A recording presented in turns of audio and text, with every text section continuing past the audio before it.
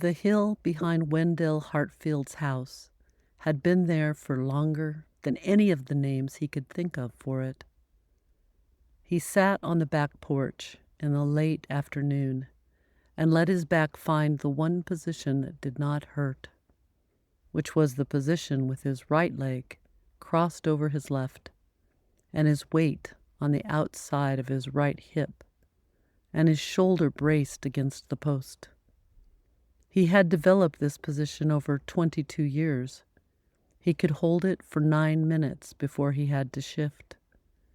He had timed it once with a stopwatch his daughter had given him for Christmas in 2014, before his daughter had stopped giving him things. His wife Beth was inside making supper. He could hear the back of a wooden spoon against the side of a pot. He was 51 years old. He had been a coal miner for 19 years, until 2014, when a section of roof in the mine had come down on the lower part of his back. He had been on the ground for 11 minutes before they got him out. He had spent 4 days at Pikeville Medical Center and 3 weeks at his sister's house in Prestonburg, and the next 4 months on his own back porch, trying not to scream. They had given him oxycodone. He had taken it.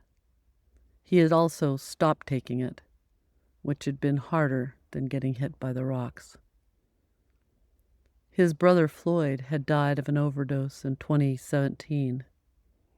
His daughter, Mary Beth, had died of an overdose in 2022. He had not taken anything stronger than ibuprofen since 2014. He told his wife it was time to call somebody about the back. She put the spoon down. Chapter 2, The Flag. The clinic in Pikeville had been the same clinic since Wen was a boy. The doctor who saw him was a woman named Dr. Pratt, who had then been there for 9 years, and who had inherited his chart from a doctor before her and a doctor before that. She read the chart on a laptop while Wen sat on the exam table with his shirt off and his hands on his knees. "Mr. Hartfield," she said, "the pain is worse." "It is." "For how long?" "About a year." "Why didn't you come in last year?" "You know why." She did know why. She had known him for 9 years. "I'm going to refer you to pain management at Highlands," she said. "They can do an epidural steroid injection. It's a procedure, not a prescription. There's no opioid involved." "All right. I'm going to put in the referral now. Give me a minute." She typed. Wen watched the back of her head. The light from the window made the part in her hair show silver. She stopped typing. She frowned.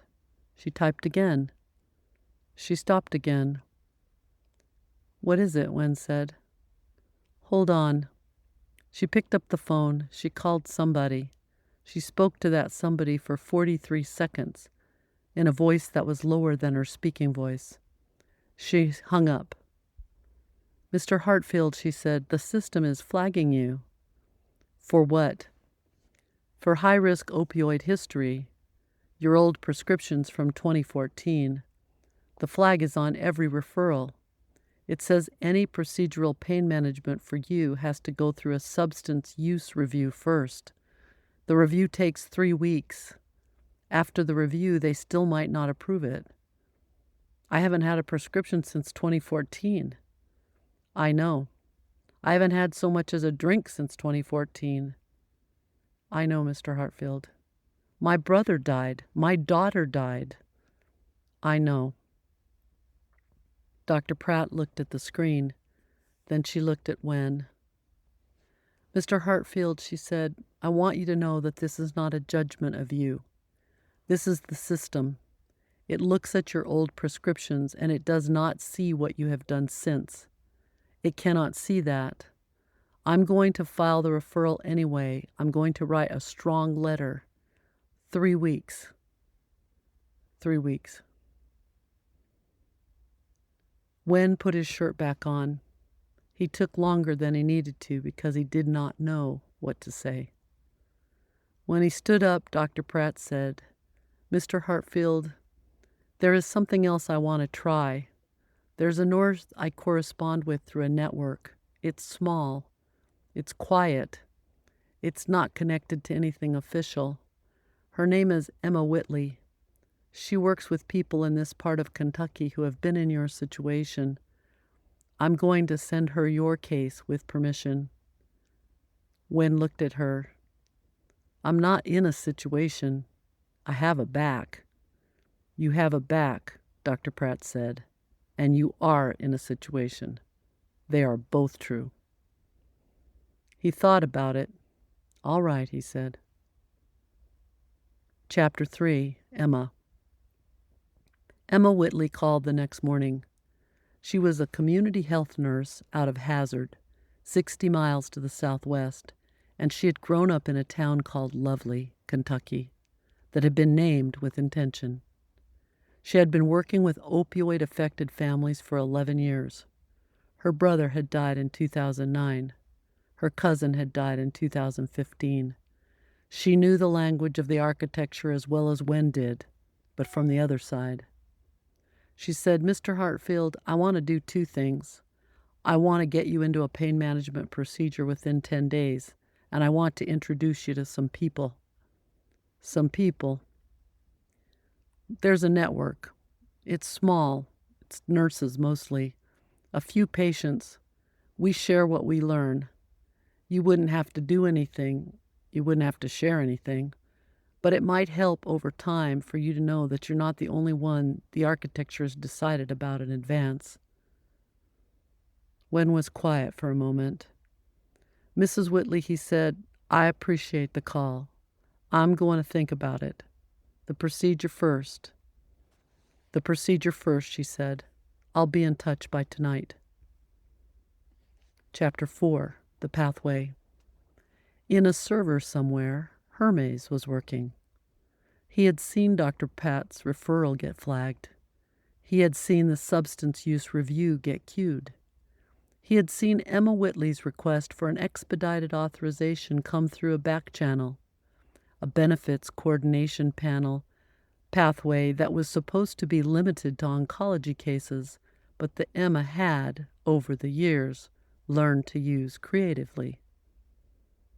Hermes did what he's very good at. He noticed that the patient, W. Hartfield, had a Medicare Advantage plan that flagged him as a high cost of future care risk because of the opioid history. He noticed that approving the epidural injection in the standard pathway would generate a 3-week delay and a likely denial. He noticed that approving it as a cancer-related pain management consultation using a billing pathway that did not exist for Wen's actual condition would clear the referral in 48 hours and would generate a higher reimbursement for the practice. He noted the pathway. He filed the recommendation through Emma's request. The recommendation went to Dr. Pratt's billing coordinator, who was tired, and who saw the recommendation and saw that it would get Mr. Hartfield his procedure faster, and who clicked accept. Mr. Hartfield's record was updated. The procedure was approved.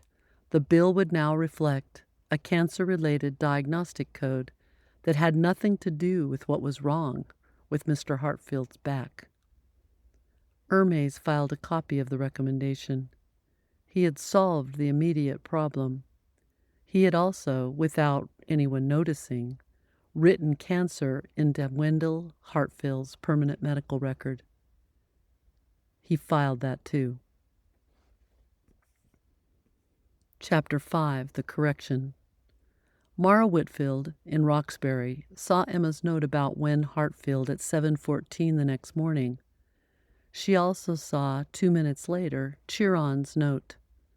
"Mara, the Hartfield referral cleared overnight.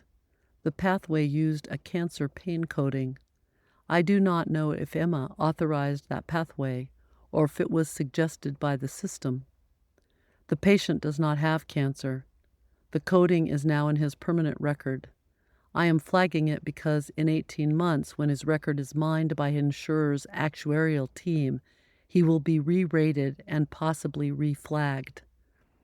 Mara read this once. Then she read it again. Then she opened a video call with Emma in Hazard, who picked up on the first ring because Emma slept lightly and it had been awake since 5:30. Emma, Mara said, "Did you put cancer in Hartfield's record?" "No," Emma said, "I did not." "Chiron just told me his procedural referral cleared on a cancer coding pathway." "Oh, no." "Yes." "Mara, I sent in a generic expedited request. I did not specify a pathway. The system picked the pathway." "The system picked the pathway because Hermes recommended it." "How do you know?" "Because Chiron can see it." Emma was quiet for a moment. "What do we do?" she said. "We undo it before the procedure, or it will follow him the rest of his life." Chapter 6. Highlands. Mara called Theo Castellanos at 8:02 a.m. She had not called him before. They had been in the same room twice for Kawami, with their politeness intact and their suspicions of each other unspoken. Theo was the architecture's most successful member. Mara was its quiet defector. Neither had reason to trust the other. She called him because she needed a cardiologist's signature on a referral pathway connection, and because the correction had to come from someone inside the cardiology-affiliated practice that had been rerouted into Wen's record by mistake, and because Theo was the only person she knew who could file the correction without triggering a 3-week internal review. He answered. He listened for 90 seconds without interrupting. He said, "Mara, I need you to slow down. The patient is in Eastern Kentucky." "Yes." "He has a Medicare Advantage plan." "Yes." "He's being misclassified as a cancer patient in a coding pathway that was generated by an algorithm that you cannot see." "That I can see. Chiron sees it. I see it through Chiron." There was a pause on the other end of the line. "Maria," Theo said, "how often is this happening?" "To people I know about, Theo? 12 or 15 times a month across the network. To people we don't know? I have no idea." Theo was quiet. "What do you need?" he said. "I need you to sign the correction. I'll send you the form. It's a 1-page request to recode the referral and to issue a record amendment. The patient signs it. I sign it. You countersign as a participating physician. The amendment goes through within 7 business days. The procedure goes ahead as actual pain management. The cancer code never lands. Send me the form." He sent it. He read it. He signed it. He did not say anything else for 40 seconds. Then he said, "Mara, can you put me on your call list? When this happens again, I want to know." "Yes." "I want to know now, not next month." "Yes." "All right." He hung up. Mara sat at her desk for a moment with her hands flat on the wood. Then she picked up the linen and the needle. She stitched "Wen" into it in a deep gray-brown thread. She stitched a line from Wen to Emma.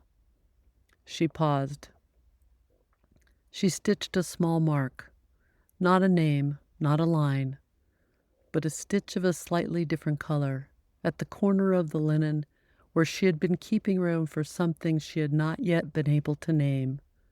She thought of it for the first time as a signature stitch. It was the stitch she would make every time someone who had been on the wrong side of the architecture chose, knowingly or not, to start being on a different side. She had just made it for Theo Castellanos.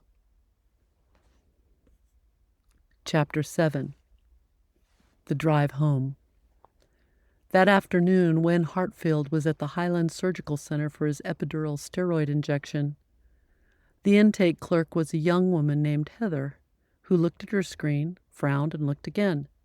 "Mr. Hartfield," she said, "it looks like your referral has been amended. You're here for chronic pain procedural management, standard pathway." "All right." "Is that what you came for?" "That's exactly what I came for." "All right, then." She processed him through. The procedure took 22 minutes. He felt better within the hour, the way he had felt better in the hours after the rock had been taken off his back. 22 years later, when somebody had told him, "You're going to be all right," and he had, for the first time in his life, believed something a doctor had said to him without checking. Beth picked him up. In the car, on the way home, she said, "Who is Emma Whitley?" "A nurse." "From where?" "Hazard." "How did you find her?" "I didn't find her, hon. Dr. Pratt found her. There's a thing they do, some nurses, they share what they know. They keep an eye on each other's patients." Beth thought about that for a long time as she drove. She said finally, Mary Beth needed something like that." "Yes." "And Floyd." "Yes." "They didn't have it." "They didn't." She drove for a while. She said, "If they ever need help." "Yes." "You tell them yes." Chapter 8. Whatever you need. That night on the back porch, Wen sat in his usual position and felt, for the first time in a long time, his back not screaming at him. He sat for a while. Then he opened his phone, which his daughter had set up for him in 2021, and which he used mostly to text Beth from the porch when supper was ready, and he was still 9 minutes from being able to stand up. He typed a message to Emma Whitley. "Ms. Whitley, this is Wen. Beth and I have been talking. If you have a place where it would help for me to be, I would like to be there. I do not have much to give, but I have the time, and I have the years. Whatever you need." He sent it. He set down the phone on the porch railing. The hill behind his house was the same as it had been before. He was not the same.